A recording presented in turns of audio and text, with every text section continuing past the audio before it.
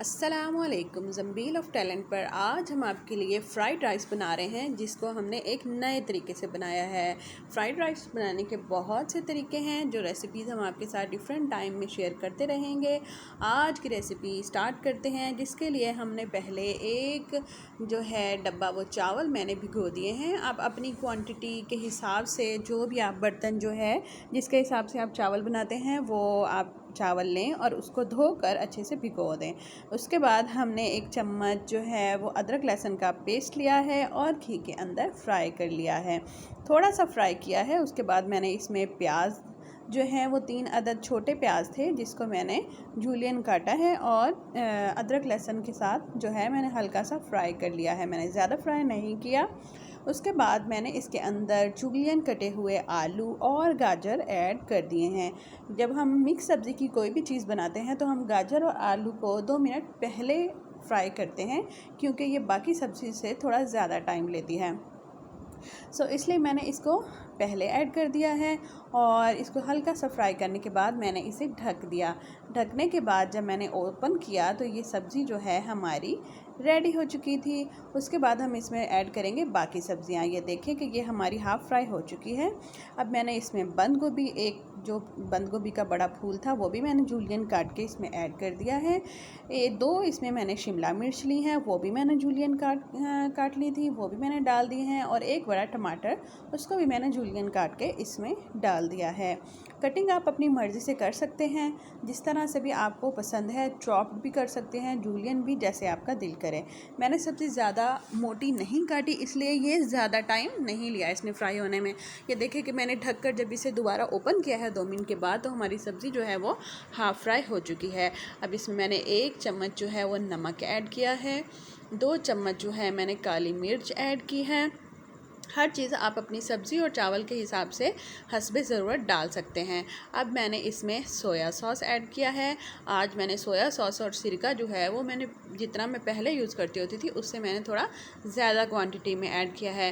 Because उसका reason मैं आपको ये बताती हूँ कि जब हम सब्ज़ी फ्राई करके चावल बॉईल करके डालते हैं तो उसमें हमारा जो सिरका वगैरह है वो थोड़ा कम डलता है। मैंने मसाला जात थोड़े ज़्यादा इसलिए डाले हैं बिकॉज़ मैं आज इसी में पानी डालकर जो है चावल पुलाव की तरह पकाऊँगी। अब मैंने जो है गोश्त जो है आधा किलो वो मैंने बोनलेस बॉईल करके शेड कर लिया था, वो भी मैंने ऐड कर दिया है। और 1 डब्बा जो है वो मैंने पानी ऐड कर दिया है। अब मैंने इसमें साबुत गरम मसाला जो है वो ऐड करना है। ये देखें, थोड़ा सा ज़ीरा है, 1 इलायची है, थोड़ी सी दालचीनी है और ज़ीरा है, काली मिर्चें हैं, 2 लौंग हैं। ये सारी चीज़ें मैंने इसमें ऐड कर दी हैं। अब मैंने इसमें दूसरा डब्बा पानी डाल देना है, बिकॉज़ हम चावल जिस भी बर्तन के हिसाब से लेते हैं तो पानी जो है हम उससे डबल डालते हैं। पानी बॉईल होने के बाद मैंने इसमें जो चावल हैं जो मैंने भिगो के रखे हुए थे उसका पानी निकाल कर मैंने इसमें ऐड कर दिया है। जो वीडियो है वो प्रॉपर मैं आपको इसलिए नहीं दिखा पा रही बिकॉज़ वीडियो भी मैं ही बना रही हूँ और कुकिंग भी मैं ही कर रही हूँ, इसलिए थोड़ा सा प्रॉब्लम आ रहा था। तो जी चावल हिलाने के बाद 2 मिनट बाद मैंने इसमें बारीक कटी हुई हरी मिर्चें और जो है हरा धनिया वो मैंने अभी से इसमें ऐड कर दिया है।